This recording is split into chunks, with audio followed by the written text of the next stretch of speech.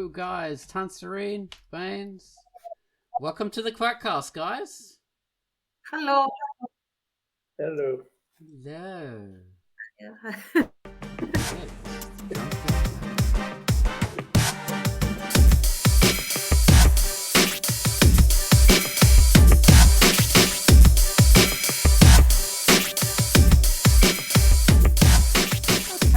Drunkduck Quackcast with everybody you've known and loved.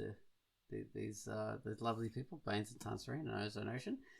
Today it's, I think, Quackcast number 665. So 666 next week, the Evil Cast. So look forward to that. But for this particular Quackcast, we're talking about eyes, and that's do you know in German, eyes is ice cream? Oh, I find that interesting. Yeah, they eat crazy stuff over there. What? Eyes is ice cream. They don't eat eyes for ice cream. Oh, wow. Okay. So yeah, we're going to talk about eyes and all the different ways. You know, it is fun to draw eyes and the meanings of eyes and all that stuff. But first, we have to get into the featured comic. And I did the featured comic this week. I featured a little comic called Short Change. So I'm going to tell you about Short Change now. Hello, I'm Ozone Ocean, and my feature for the week was Short Changed. A cynical young fox and his overly happy mates experience the day-to-day ups and downs of life together as good friends, teasing each other and supporting one another in times of weakness. We slowly learn more about what makes them tick as the story goes on. Shortchanged is an anthro slice-of-life comic focusing on a small group of characters and their interactions, adventures, and flights of fancy. The art is mainly digital and black and white, but has the feel of a charcoal drawing. The characters are consistent, well-drawn furries in a slightly manga-influenced style. So, I hope you have a nice little read of Short Change. There's quite a bit of comic there to go through, so it's not just the beginning of a comic like I usually feature. This is an entire comic, so you've got a lot to go through. So it is sort of slice of life, so there's not big adventures or anything like that. It's just the characters growing and changing as they go, and you learning more about them and their backgrounds. So this is a comic by Kittermat, and it's rated T for teen. So have a look at Short Change. That was Short Change, which is a fun little comic. So happy to eventually feature this one. It's been on the dock for a long time. Okay, so that was Short Changed. Now we're going to talk about the featured music. Gumwallis has not given us a tune this week because he's been too busy with Christmas stuff. So I picked out a best of Gumwallis, and for this particular tune, I picked out Android Blues once again. This is a good one. It was featured a long time ago, I think in Quackcast number 432. Android Blues. Now this song is a cold blue, ancient mechanisms clicking and pulsing, springs contracting, gears turning, cams slipping, servos spinning, capacitors whining. The machine works perfectly and mysteriously. So take it away, Gumwallis, with your theme to Android Blue.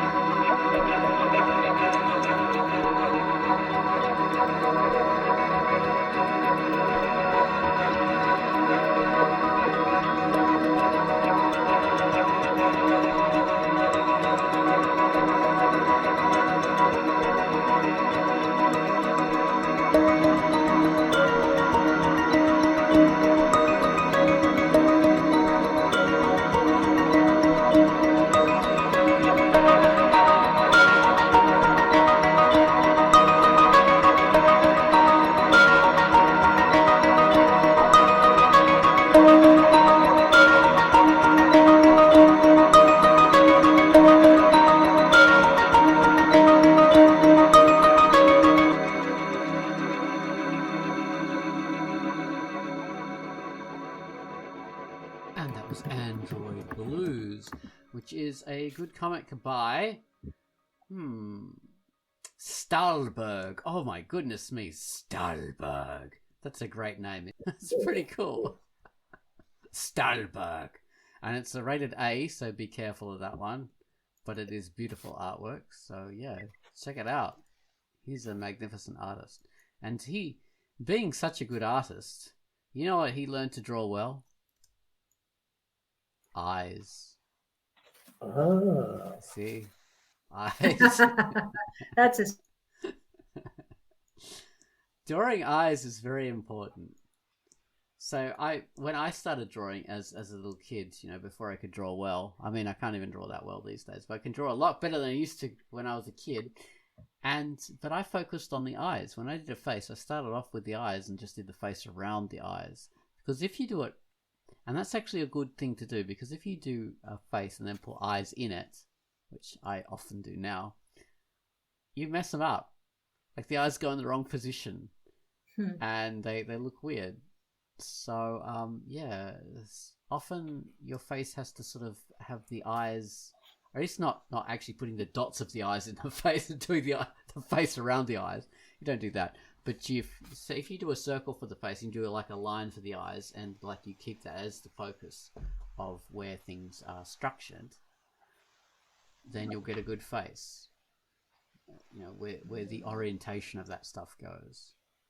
But often if you leave it to the last minute or put it in afterwards, yeah, you can put them in the wrong place and it looks freaking weird.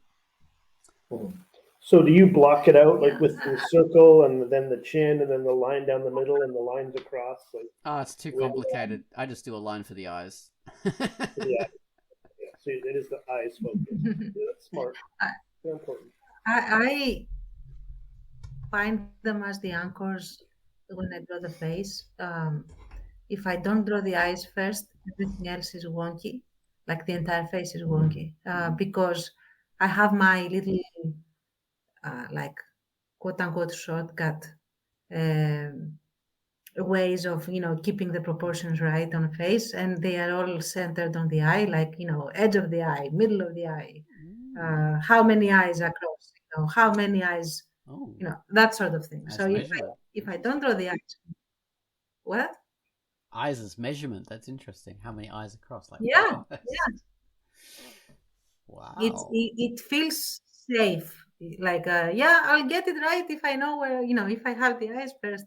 And by eyes I mean like the oval of the eye. So the eyelid or the open eye, if you like. Right. The iris and the pupil and stuff, but the opening or the opening oval of the eye. Let's put it that way. So that's what I draw first. Actually, the irises and the pupils are what I draw last on a face. So. Yeah, because you can get always more detail. You can always add more detail in irises and pupils and eyelashes and bags and all that kind of stuff that accompany eyes. That's just detail you can add later on. Mm-hmm. And yeah, you can always go deeper, which is it's fun to add more detail and stuff like that. But yeah, basic stuff is a good anchor to start with. So we talked in our Quackcast video about the simplest way to do eyes, which is just 2 dots. That was the simplest thing.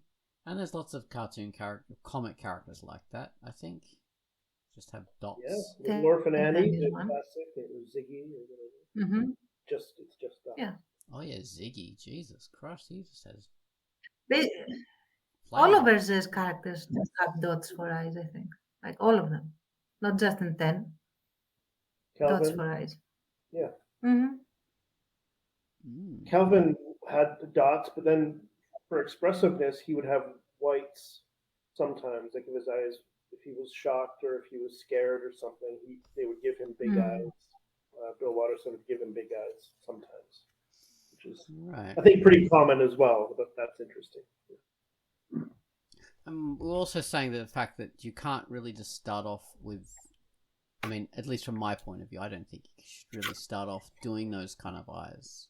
You kind of work up to it or work down to it because you're abstracting, you're stylizing, you're simplifying, and that way you understand it better. But if you start off with abstraction or that kind of simplification, then you don't understand really what you're doing, and then you can mess up. You have to pare it down. Because in reality, if you really pay attention to a correct, quote unquote, a correct sketch where the eyes are just dots, these dots are really the pupils. And if you were to draw the rest of the eye around the dot that is the pupil, you would have the proportions of the face properly. So the dots are a lot further apart from each other than the completely sketched eye would be. Eyes would be from each other. Yeah. Depending on how large they are. Yeah. Yes. Oh my goodness, eyes. They're so, like, if you do a character without eyes, and we talked about this in the video as well, like you could do like, okay, the brim of a hat or reflection on glasses, eye patch, that kind of thing, blindfold.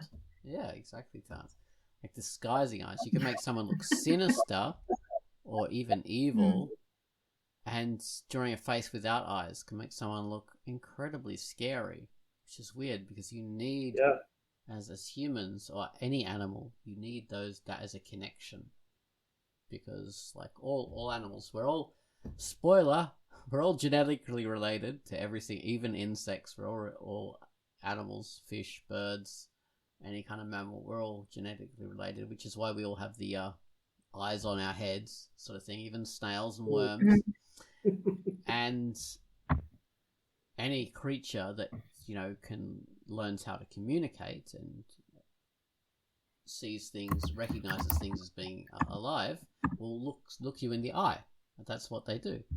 So we all naturally have this ability to sort of recognize that there is another creature like ourselves looking at ourselves, and from the point of view of the eyes, which is fascinating. But that's why when we don't see those eyes, we get a bit creeped out, which is it's not an intellectual thing. It's more it's not like we going, oh my god, that person's a freak, they don't have eyes that we can see. It's more like it's just instinctual. So it's easy for our intellect to overcome that, but it's just an inbuilt thing. Manga and anime will use that to great effect. I've noticed. Like they'll have a character, they have a face, they have a body, they have hair and bangs usually hanging down, but for certain scenes they'll just have no face or no eyes. Like just a blank. You show emotionlessness or a scare or something scary or something like that. Manga and anime are incredibly advanced in the way they use eyes. Even though they're very simplified, and most manga and most anime all do the eyes exactly the same way, which is, you think that's a bit like generic. They're very advanced in the way they tackle it, because they will have different ways of showing eyes to show different mental states and things.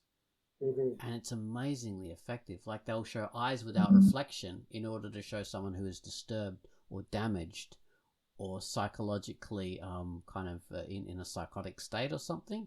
They'll just show the eye flat, and it will be very effective when you realize it, and the character won't even be hinting that that's what's going through their head. There'll be no hint in the story at all, but you'll know because you recognize the eyes, you recognize that's what it means, which is amazing.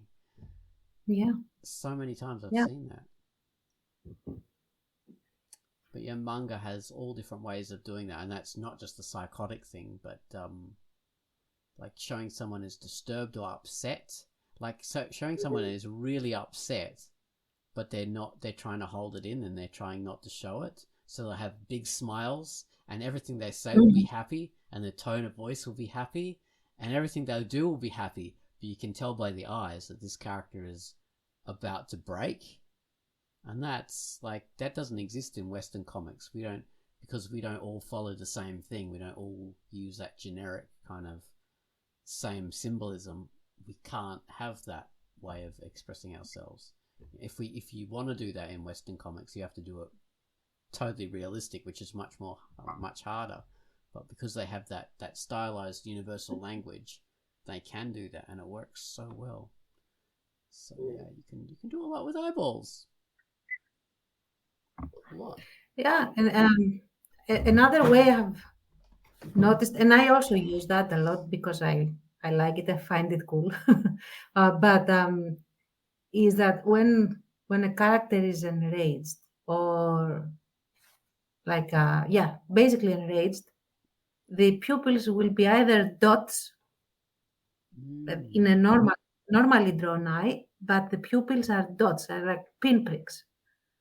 Um, or they will be completely dilated, so the character looks like the eyes are almost black. So depending on how you know what you choose. Um, so yeah, and I generally go for like extreme rage, and I use it very sparingly. Is when the character's eyes are pinprick pupils. So Yeah. yeah. Yeah, you can do either one. You just got to be consistent when you do it, so Mm-hmm. people learn what you mean.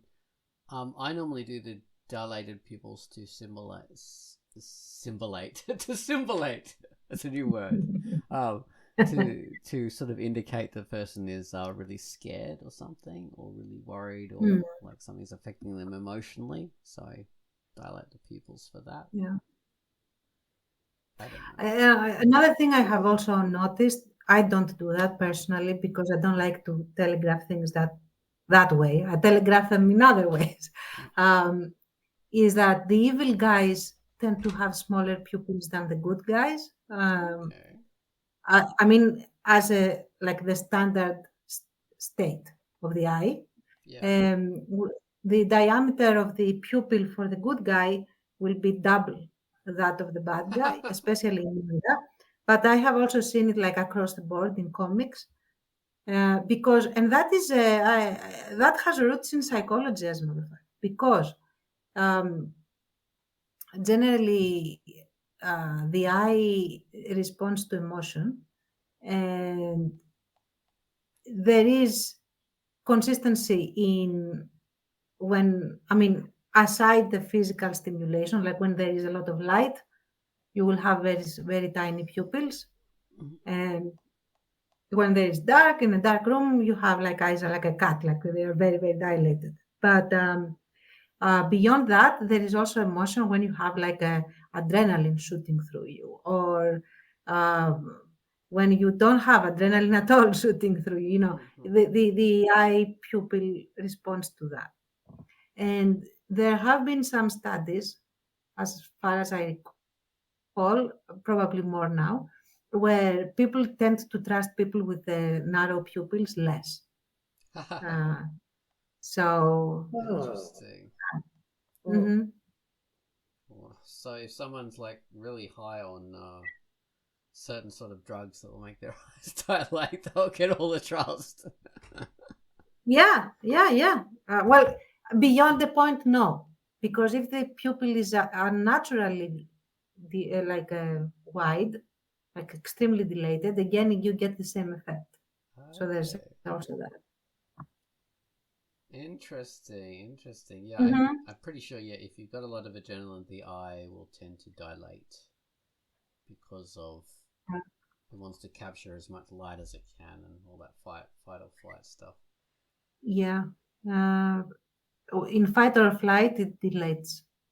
Yeah. Like I'm 70% sure it delays because I would need to look it up to be certain. I haven't studied this for a very long time. But yeah, when we are afraid, we want to be super focused. So Very true. Right. That's fascinating. Yeah, with the whole big eyes. The other thing is, like, children will have much bigger eyes because of the proportions of their faces and all that kind of stuff. So if you want to do indicate that someone is younger and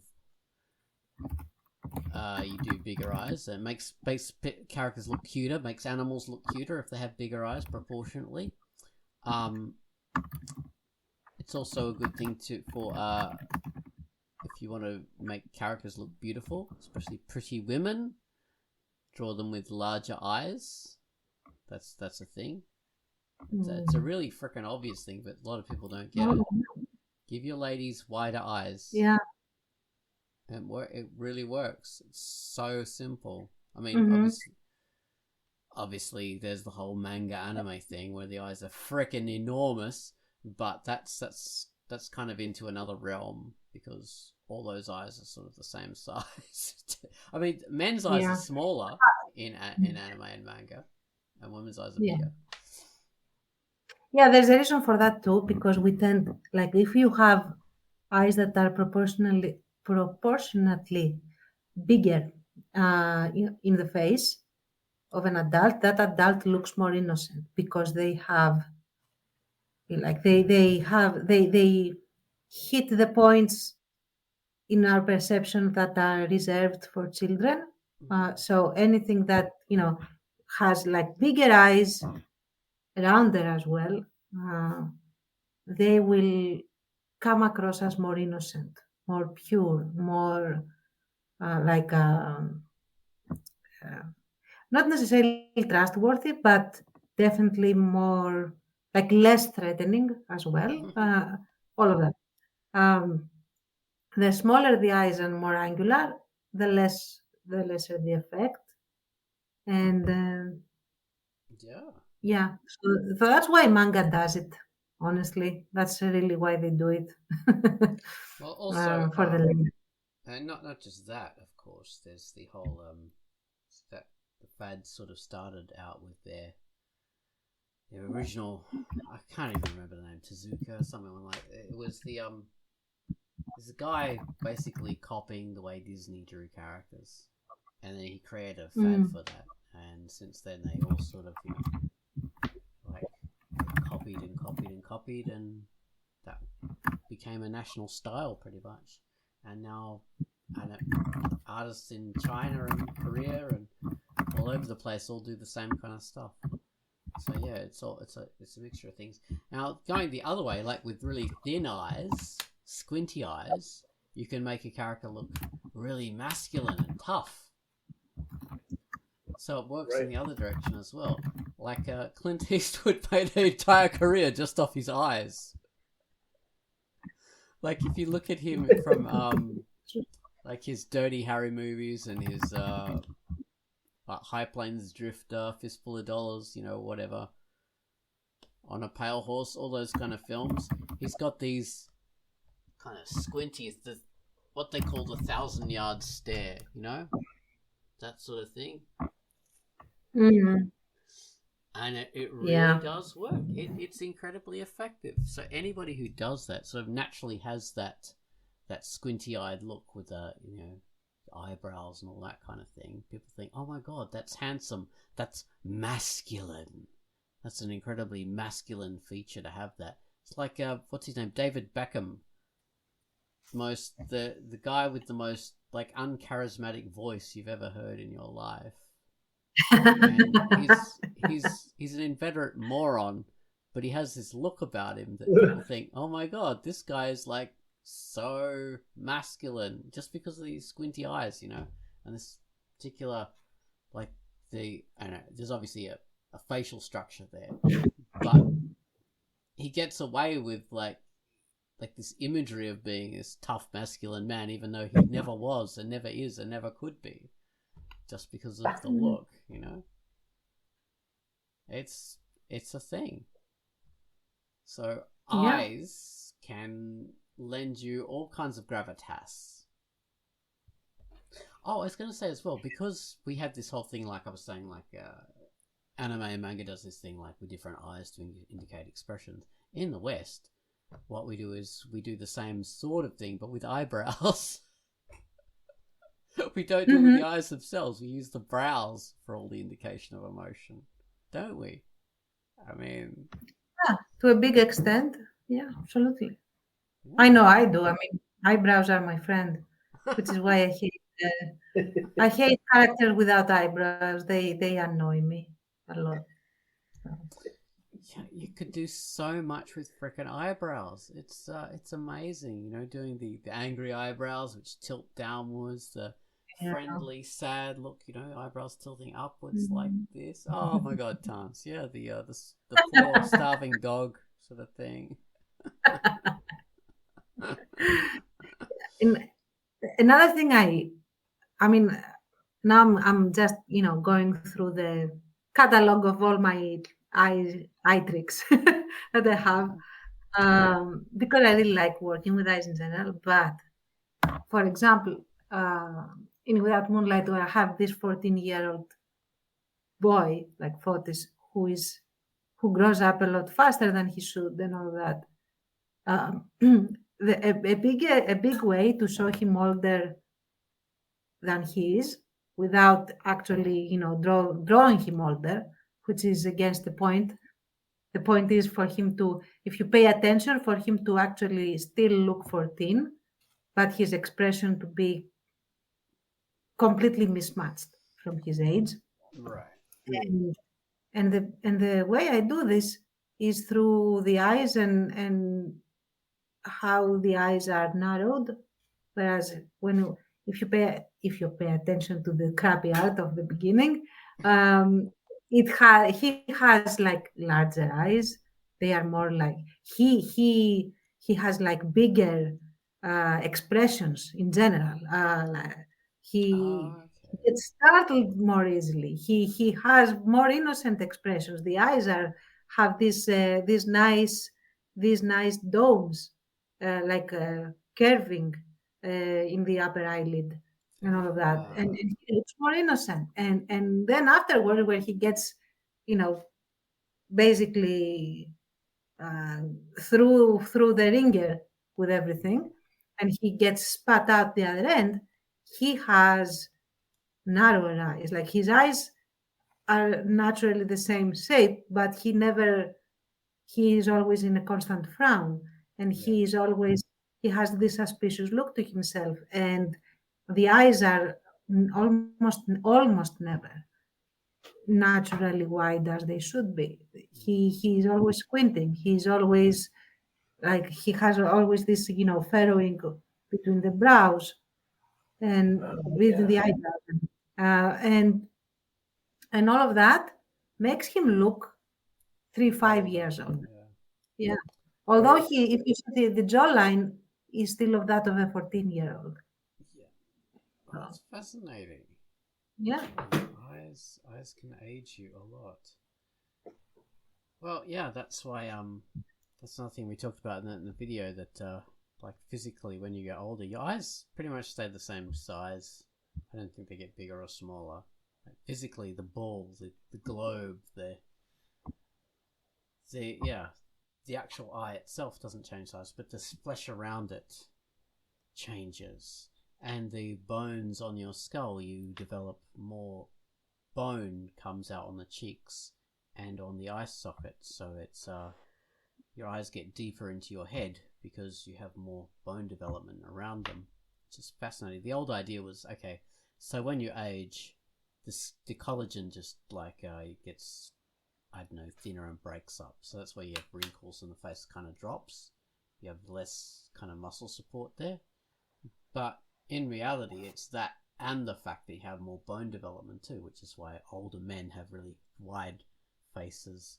And you notice that, like when you look at Johnny Depp's face now compared to when he was younger, it's like twice as wide. Yeah, and Leonardo DiCaprio as well, same thing. Oh yeah, massive. So that makes your eyes look smaller because not only are they, the bones getting wider around them and the skin's kind of going downwards. Yeah, all sorts of stuff. So that's a good way of drawing older people versus younger people. Smaller eyes. Yeah. Proportionate. Or eyes that are larger underneath, in the sense that the skin is sagging under the eyes now. So they are still big if you want to have an older person with big eyes still. But the size comes from the sagging skin from the underlid, like the the lower eyelid and the sagging of the socket and stuff. So. Oh, exactly. Yeah, you do have the bags under the eyes. Mm-hmm. Which is a massive effect. There are other eye kind of things too. I mean, we talked about ethnic traits that sort of are a difference between eyes. Like, you know, if you come from Southeast Asia, you tend to have the single eyelid, double eyelid, whatever it is. Monolid, I think it's called. Yeah. Okay. Yeah, because they have a higher fat concentration inside that bit of flesh, so you don't have that double crease. There's that, but there's also different people have a larger brow, so that happens as well. So that's a particular ethnic kind of trait of some, especially in Africa and like Aborigines in Australia. You have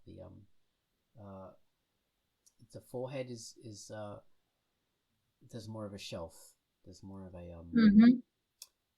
so the eyes are deeper underneath. But and again, so another difference in a lot of, say, Southeast Asian people is that the eyes, not only do you have that monolid, the eyes are more kind of forward on the face, so they're not as deep anyway. The eyes are more to the front, and this is especially like with northern people. You know, people like from you know what I mean, like in the Arctic Circle, those particular tribes. They tend to have eyes that are more forward. I'm not even sure how to explain it. Like protuberant, I don't know. No, they are on a like more forward plane, let's say, than the white eyes, the white people eyes, I guess. And yeah. So and white people eyes aren't like, oh, we're the normal, we're the default. Everyone else no, is different. It's we're just one way. Variation, yeah. So often so-called white eyes will have the double lid and be sort of like fairly deep in sockets, but then again it can mix because Europe is a very kind of muddy place with a lot of different a lot of mixing between peoples. But, and of course, let's not forget eyes that are very large and protruding, like the eyeball is very prominent under the eyelids. And when it is naturally open, that particular type of eye, you don't, like the iris doesn't touch on either edge of the eyelids. It is like right in the middle of the eye, because the eye is big and like a cartoon eye. and that is a natural state of being. I had a student once. She had this type of eye naturally. She didn't have any condition or anything. That was her natural eye, and she was like totally like a perpetually startled cartoon. She was always like, "Hello." Jeez. It helped. She also, she had also a very bubbly personality, so there's also that. You have different kind of weird, like, looks to people, which you can mistake for expressions. You know, like that girl with the eyes that look like she's constantly startled. Like you can have who's that comedian, Bones? Do you remember Jeff Brewer? I think he was called. Can't remember, but he had eyes that looked like they were always sleepy. So he looked like he was always like high, because the skin on the bottom of his eyes and like the lids were always like puffy and over the eye. But he wasn't high all the time. It was just the way his eyes were formed. So it gave him that like eternal sleepy high kind of look, which is again quite weird. Oh. Yeah. And I guess you mean Jim Brewer? Jim Brewer, that's it. Yeah. I never had to its eyes. But yeah. And beyond the shape of the eyes, I would like also to talk about the coloring and the shading of the eyes, in the sense that, I mean, again, depending on how abstracted you draw the eyes, uh, playing with the shadows in the eye can have enormous effect, uh, an impact in your drawing. Oh, you know what? Just a minute. Mm, Like this idea of the shadows in the eyes. Now, this is a thing. So when I was sort of thinking about shadows in eyes, I thought, well, okay, so the eye is like a curved sphere, obviously. mhm. So naturally, you'd think like there would be a slight shadow on the sclera, which is the white part of the eye. So that would be underneath. As you know, you have the curve, so you'll have a highlight on the top part of the eye, and it will get darker as you go to the bottom. But no, that never happens. You have a shadow on the top curve always, Yeah. because it's the shadow from the brow, and underneath it's Mm. lit by the cheek. Like light reflects off your cheek into the bottom of your eye, so there's never a shadow down there, unless there's like some weird lighting effect. But yeah, you should, to do a natural eyeshadows, you should always shadow the top part of the eye, and the bottom part is not shaded. So that's it's counterintuitive, but that's just how it is. You found that, Tance? Sorry, I wasn't paying attention. I was distracted by food. All right. So what So the thing I was, heard about the shadow always being on top rather than underneath. because the bottom you have the reflection from the skin from the Yeah, cheeks. yeah, So yeah. it's always Absolutely. like that, unless there's weird lighting. So, which is And even then, counterintuitive. very much so. And even then, the eye, like the actual eye, the sclera, as you said, and the eyes never cooperates with light. I never trust to sort of logic out where the shadow goes. I would have to see it if I were going like, oh, okay, weird lighting. Now let's see how the eye is lit under this lighting. I have to see how that works. But yeah, absolutely. And I find that often how you shade, like you draw this shadow under the top eyelid. That always happens. And then how much you shade the iris according to this shadow Oh god, can change. irises. Yeah, it can change the the look of the character a lot.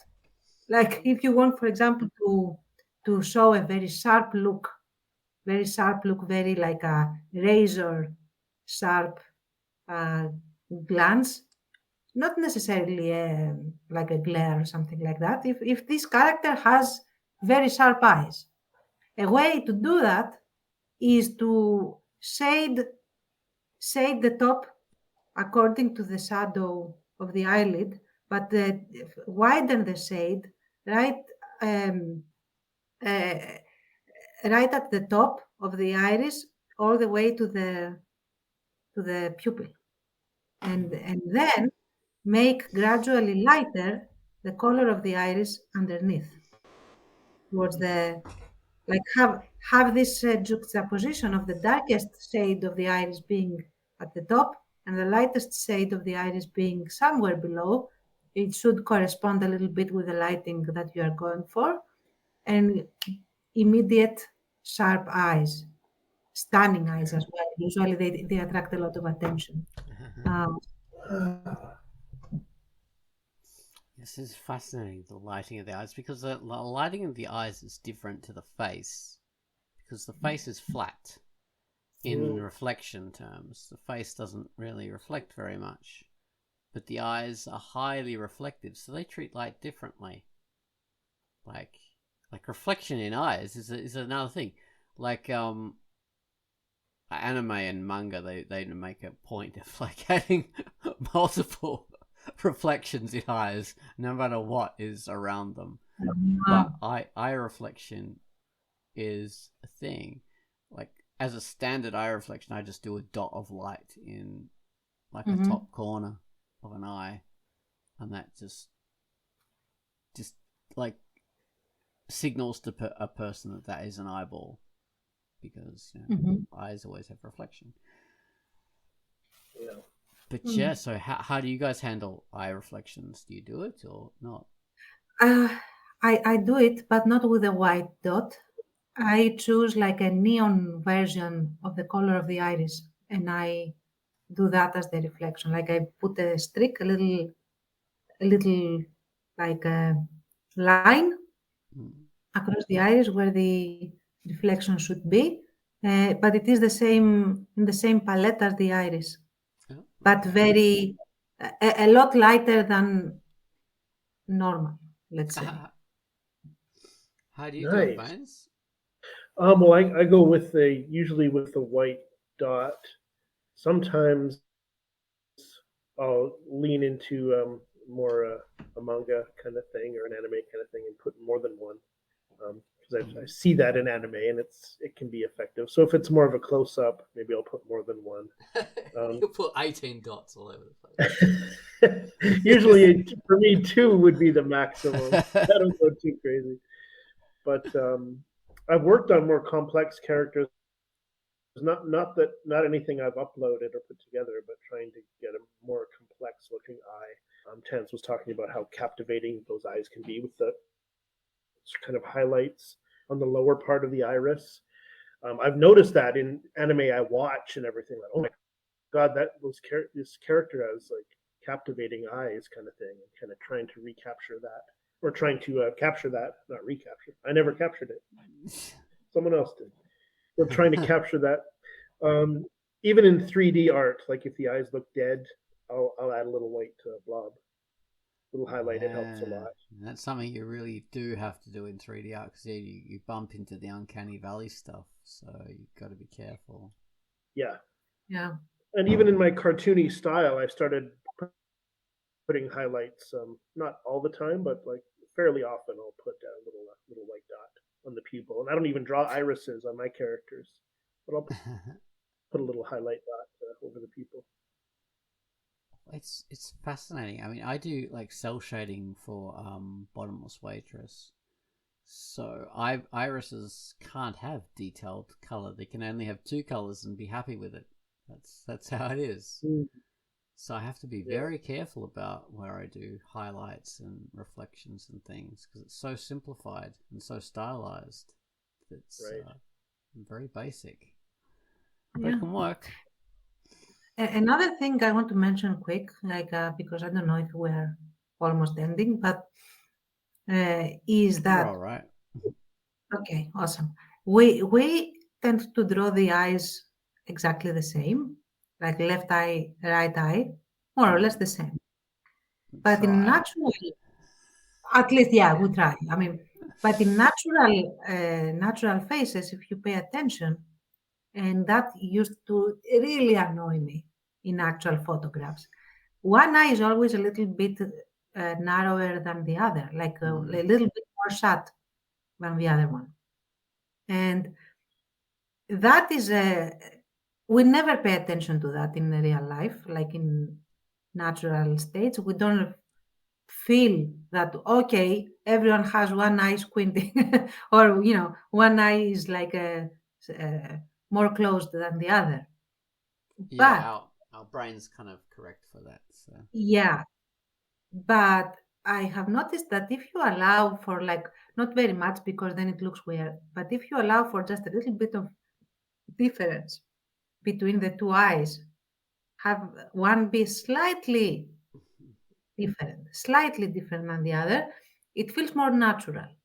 Oh yeah, it makes a hell of a freaking difference. I mean, if you do face front on portrait view, and you decide to think, okay, I'm going to be really clever. I'm just going to do like the left eye, and then copy and paste onto the right, and then I'll have perfectly symmetrical eyes, and I'll be winning. Well, that face just doesn't quite look right. It doesn't look as beautiful as you hoped that it would. That's the thing. If you make them perfectly symmetrical, it just it has this, doesn't look real, really. So if you, like Tan says, work in a bit of difference, it looks better.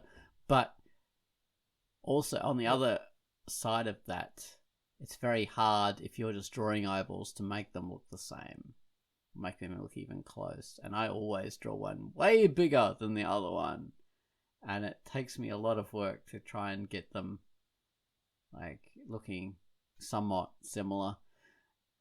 And yeah, it's a perennial issue. Or even like on different angles. For God's sake.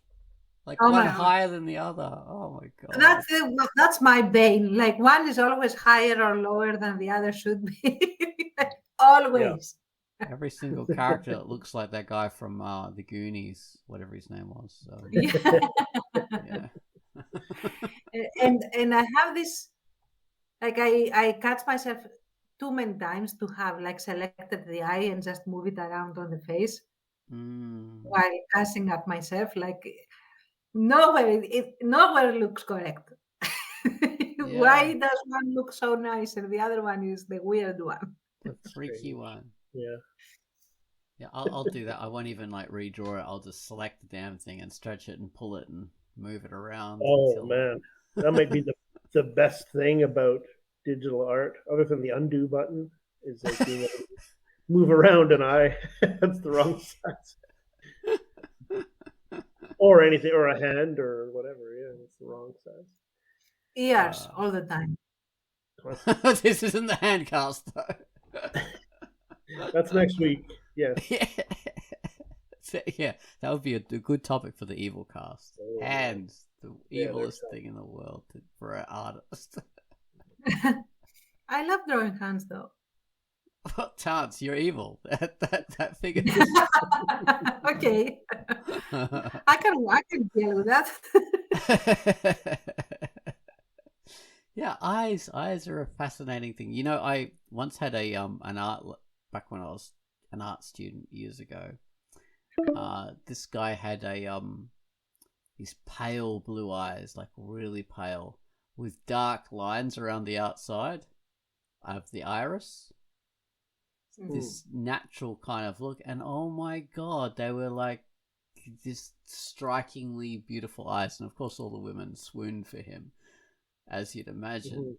But oh my God, you look into those eyes and you just think, oh, Jesus Christ, are they real? What? And it wasn't like contacts or anything like that. Those were his real eyes, with that dark rim. And I'm one of these people who don't have a dark rim. My eyes are just mud. I mean, they're like a kind of grey blue, but they've got no definition on the outside. They're kind of just, blob. So yeah, I'm envious of the pale ring eyes. Everyone is envious of something else. So yeah. Oh, true. Where are those women now who swooned over that guy? No one knows. They're looking for that guy. You could tell he was actually a wolf. Yes, exactly. Had wolf eyes. Yeah, he was speaking of, have you noticed the amber or yellow eyes for the warriors? They're so frequent. I have noticed that, like a cliche, a trope thing. Yeah, a trope. Like the eyes, if you have a very tough warrior character that is like, or a lone wolf character, or those are solitude, mysterious characters, they tend to have any spectrum of yellow or amber eyes. So yeah. Okay, that's interesting. Yeah, they often do. Whereas in reality, that's a very unusual thing. Yeah, humans super don't unusual. have yellow eyes. I don't know if humans can have yellow eyes. You can have like very light brown eyes. Yeah, sort of hazel or green. Yeah, green brown that can perhaps produce that effect in some like special lighting, but super rare. Yeah, I mean, there's all kinds of weird eyes, sort of purpley blue. I think Liz Taylor had those bluey kind of purple eyes. Yeah. And eyes change, of course, in different lighting. Mm-hmm. Like, say, my eyes can look really dark grey, or they can look pale blue, just depending on, and everyone does that, I think, depending on light conditions. Everyone does that, but some eyes do it a lot more than others. Like, for example, my mom has photos where her eyes look green. She has gray-blue eyes, light gray-blue eyes, or where they are super gray, or where they are so blue, like that stunning blue that movies like. So she can have all of that. Oh, I, on the interesting. other hand, can never get blue eyes on a photo. I can get like mostly towards grayish, but that's all. So Right. There's also the other thing is that most people in the world have brown eyes. mhm. Like most people on the planet have brown eyes, which is an interesting factor. Mhm. And eyes can range from like different colors of brown too. So they're not just brown; they're like they can go from light brown, hazel brown, you know, kind of, or a more woody brown, and like beautiful woody kind of reddish browns eyes can be. It's fascinating. Or they can be Mhm. like almost black. So when you look into someone's eyes and you can't even see the pupil, the whole eyeball just looks black. So that's a fascinating amount of difference in brown eyes. They're incredible. And this can be like in different ethnicities. So everyone from like a particular ethnicity might be a fairly homogenous, but even so, the people don't always have the same color eyes. There's all the different variations of brown. Yeah. It's quite beautiful. So yeah, there's that. That's the other thing about manga and anime. The characters don't all have brown eyes. They have like blue eyes and green eyes and purple eyes and all this kind of thing. And so ignorant people think, oh, it's because they're basically they're representing white people, Westerners. But that's not the case. They're all the people like in most manga or most anime are actually they're meant to be Japanese. If they're not meant to be Japanese, then there'll be a kind of obvious stuff indicating that, like the characters will say, yes, my dad was American or whatever. So the color of eyes, like the color of hair, doesn't indicate ethnicity. They just indicate character. Main character. Main character. Or differences between characters. Yeah. That's all. Yeah. It's like having a different color dress or something like that. It's not. Well, if they nothing to do with ethnicity. if they have purple eyes, they are the main character. Yes, there's that. That's true. Very good chance, yeah. Very good chance. Yeah, but yeah, people wrongly make that mistake of thinking that Japanese people have this thing for Westerners, but there's nothing whatsoever to do with Westerners or white people. The eyes and color of the eyes or color of hair, not at all. But yeah, so okay, eyes. How do you? Tance, you've told us very much how you draw eyes. Baines, you really haven't told us about your eyes. Well, they're a soupy, milky white. You mean my eyes? They're always dripping and running, and it's quite horrible. And you hide them all the time because you're sinister and creepy. Yeah, well, exactly. I'm like an emotionless manga character. How do you draw your eyes? That's the thing. Actually, I mean, I work on it a lot, and as I'm coming up with new characters for upcoming series and other ideas, there's so much time devoted to eyes. I remember on the Duck when someone did a review of Typical Strange. I was quite a few years into doing it, and someone mentioned like I draw these huge eyes. Like, oh, his style is unmistakable. He does these massively huge eyes. I'd never even realized. That's funny because you do actually. Yeah, I mean, I think if I'm right about this, I think especially in the early years of the comic, the eyes are sometimes so big they take up half the head. You know, yeah, they're especially huge. Yeah, they're especially huge. I'm kind of they're shrinking lately. I don't know, and lately more highlights. I was talking on Patreon a bit about how I didn't do eyebrows for the first couple of years on my main characters.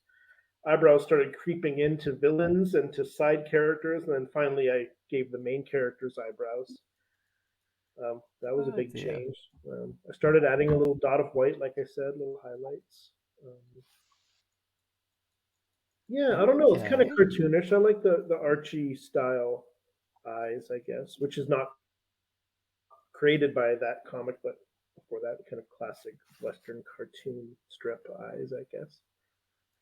Oh, Archie eyes. Interesting. I remember I first learned from you that the pupils of the eyes don't move the same. Like if someone's pupils are going to one side or the other, it won't be all the way to the side of both eyes. I remember you said that like a year or two ago, and Oh, I really? didn't even realize that until then. So, always trying Yeah, to yeah. improve, and they're super important. I'll say that much. But Oh, they freaking are. Like, I was thinking, I do eyes in two main different ways myself, because I've got in Bottomless Waitress, I do cell shading, and that's like a limit of 2 colors per anything. So irises can only have 2 colors, like highlight and shadow. Skin only has 2 colors, highlight and shadow. Which imposes a lot of limitations, and plus that comic is very cartoonish, so the characters tend to have bigger than normal eyes. yeah, And yeah, there's complications, because the way I draw eyes in Pinky TA is I try and draw them as naturalistically as possible, so they won't be too big. Like, obviously, if I'm drawing women, I'll draw them slightly bigger than normal in order to indicate beauty, which is a standard thing. But mostly I will try and draw them as naturalistic as possible, so they'll have a natural eye shape. They won't be too round. You know, they'll have the bottom is curved, the top has that like lemon shape, which eyes have. With, of course, you always have the little thing right there with a little red thing on the corner near the nose. All that kind of stuff. I'll do like eyelashes, all that kind of stuff. Yeah, so my eyes are. I work really hard on my eyes in PGTA to make them look as human as possible. Because I mean, I come to comics from the art world because I trained as like a fine artist for years and years and years. So it's sort of like beholden on me to to try and do my best in that regard. So that comes even before stylization. Although I have started stylizing my PTA stuff a lot more these days. Sort of recognizing that the more stylization you put into the eyes, the more emotion and expression you can add to them. If you kind of hype up that stuff, especially like if you draw them more squinty than they need to be, or more kind of, like bigger and more dilated, it increases the effect of the expression that you're trying to depict. So yeah, it's that kind of stuff. Okay, so we've got 4 more minutes left. 4 minutes. Anything important we should tell people about eyes? Men have eyelashes too. Oh yeah, yeah, and nipples as well, but not on the eyes.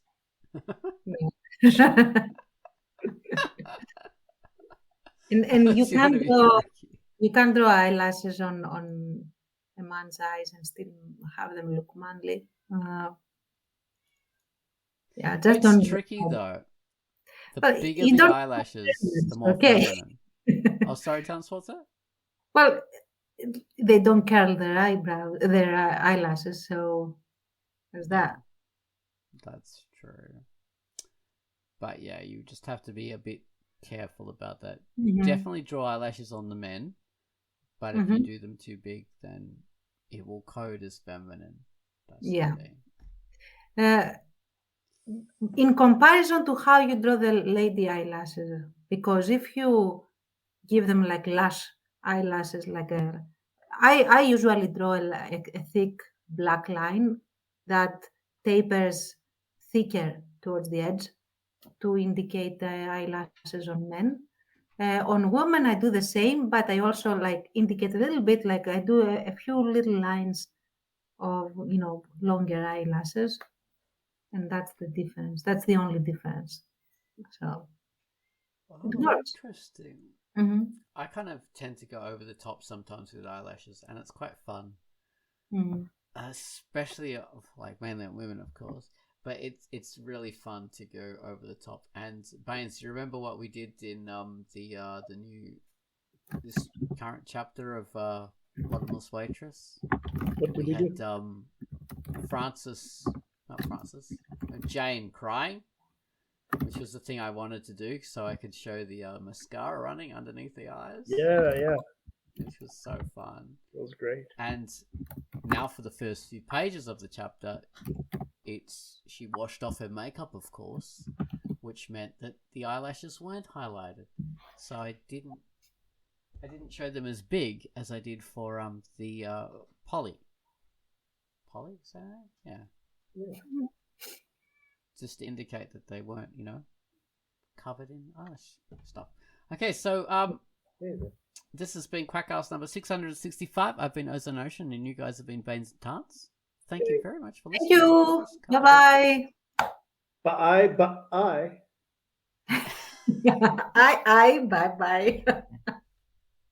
Aye, bye-bye. Eyes are creatures with large eyes, and they actually exist in Africa, so there you go.